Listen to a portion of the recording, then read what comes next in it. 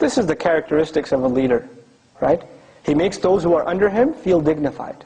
وَشَاوِرْهُمْ فِي الْأَمْرِ فَإِذَا عَزَمْتَ فَتَوَكَّلْ عَلَى اللَّهِ. When you make a decision, place your trust in Allah, because your decision is not the key to success. It is Allah that is the key to success. إِنَّ اللَّهَ يُحِبُّ الْمُتَوَكِّلِينَ اللَّهُمَّ اجْعَلْنَا مِنَ الْمُتَوَكِّلِينَ. May Allah make us from those who place our trust in Allah Azza wa Jal. May Allah not allow our hearts to become hard. May Allah Azza wa Jal make us a people sincerely of dhikr to Allah. May Allah grant us the gift of better company than ourselves that keeps our ego in check. May Allah give us the ability to give advice to those around us. The people of La ilaha illallah, the people who share this wonderful kalima with us, are more beloved to us and closer to us than even the bond of blood. La ilaha illallah brings us closer than the bond of blood. And may Allah Azza wa Jal make us share that love and affection and unity with the other Muslim and show them that sincerity from the bottom of our heart. May Allah Azza wa Jal penetrate good advice into the hearts of those who need it. May Allah Azza wa Jal make us capable of taking advice and taking the best of it and not allowing the advice to become a means by which our egos are inflated. May Allah Azza wa Jal keep us humble before Him. Forgive our shortcomings that have occurred in the past. May Allah subhanahu wa ta'ala from here on out make us of those whose hearts are perpetually being cleansed. And finally, I ask Allah Azza wa Jal to accept all of our gatherings, including this one, and to accept all of the good deeds and the acts of worship we do for Him, with all of their shortcomings and all of the flaws, even in our salah and our wudu and our dua, all of the shortcomings aside. May Allah accept whatever patchwork we do. May Allah just overlook all the shortcomings and accept from all of us. رَبَّنَا تَقَبَّلْ مِنَّا إِنَّكَ أَنْتَ السَّمِيعُ الْعَلِيمُ وَتُبْ عَلَيْنَا يَا مَوْلَانَا إِنَّكَ أَنْتَ التَّوَّابُ الرَّحِيمُ وصلى الله تعالى على خير خلقه محمد وعلى آله وصحبه أجمعين والسلام عليكم ورحمة الله وبركاته. جزاكم الله خيرا for listening.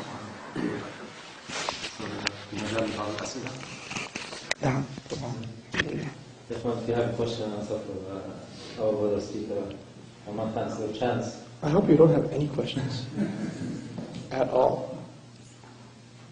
Good. None on the sister side, right?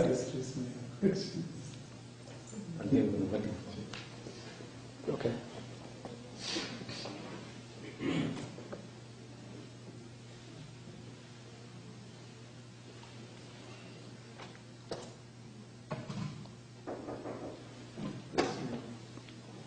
Usually that means a question. It's not good.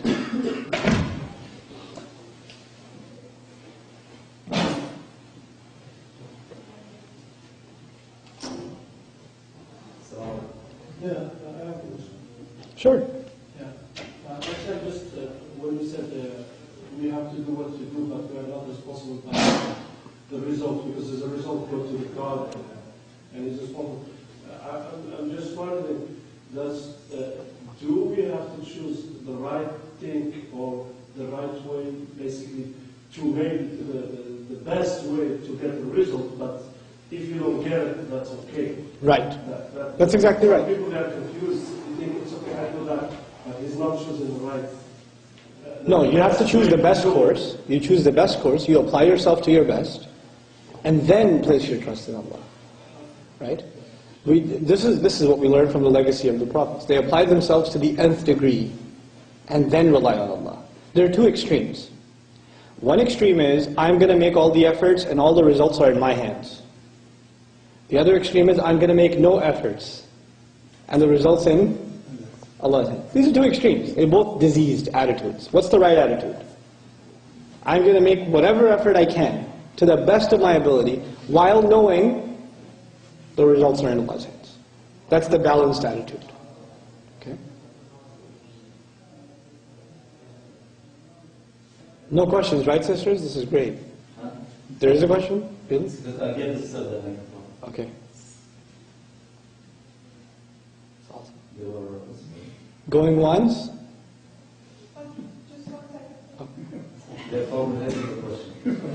Oh no. That's usually bad.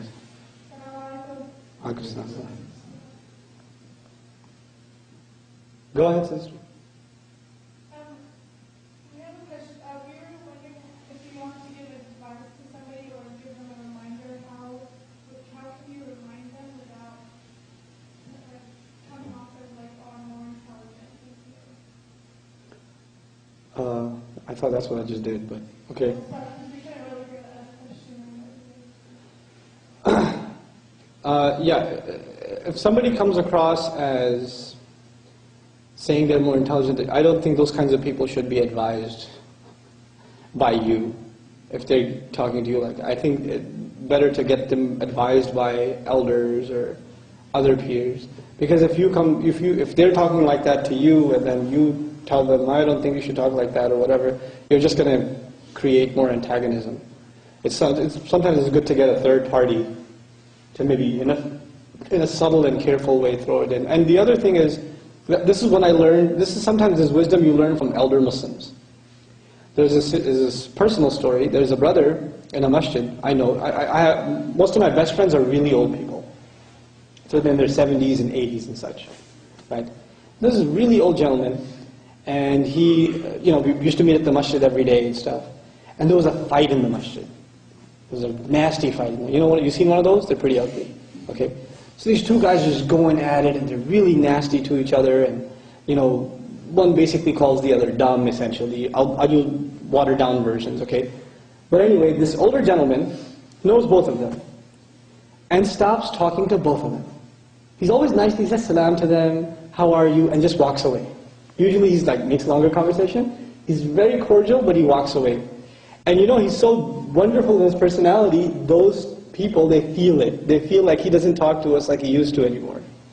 So one day, one of them, this happened in front of me, one of them just came up to him and says, you don't talk to me like you used to. Are you mad at me? He goes, no, I'm not mad at you at all. She says, but you don't talk to me the same way. He goes, yes, I don't. So why don't you? He says, look, I saw you get angry with that other brother the other day, and I just got scared. Maybe one day you'll get angry at me. I'm just, I wouldn't want you to be angry at me, so I'm just trying to be safe. He put it in such a soft way, and the guy felt so bad, he went and apologized to the other brother and they made up. Right? That's the wisdom of an elder, they know how to approach things. And this sometimes, it's our demeanor towards people. You can show some people, you can show someone that that they've hurt your feelings, without actually saying it. You can show it with sort of a distant demeanor. And you can, and people, if people use hurtful words towards you, my advice is to distance yourself from them. In a respectful way, though, still. We don't cut relations in Islam. We don't do that. We don't cut ourselves off from people. But it's a healthy thing to distance yourself from someone who uses abusive language towards you. That's a healthy thing to do. And if there's any ounce of good in them, they will feel it. Right? And they'll come to you and say, what's happening? Why aren't you talking to me? But if there's no good in them, guess what? They'll say, good for them, good for me. I don't want to talk to you anyway. So that's probably good for both of you. Right? But distancing yourself is probably my best advice. Inshallah ta'ala. It's a silent kind of advice in such cases. Wallahu ta'ala. That's it? We're all done? Alhamdulillah. I think we're all done. سبحانك اللهم وبحمدك نشهد أن لا إله إلا أنت نستغفرك ونتوب إليك. السلام عليكم ورحمة الله.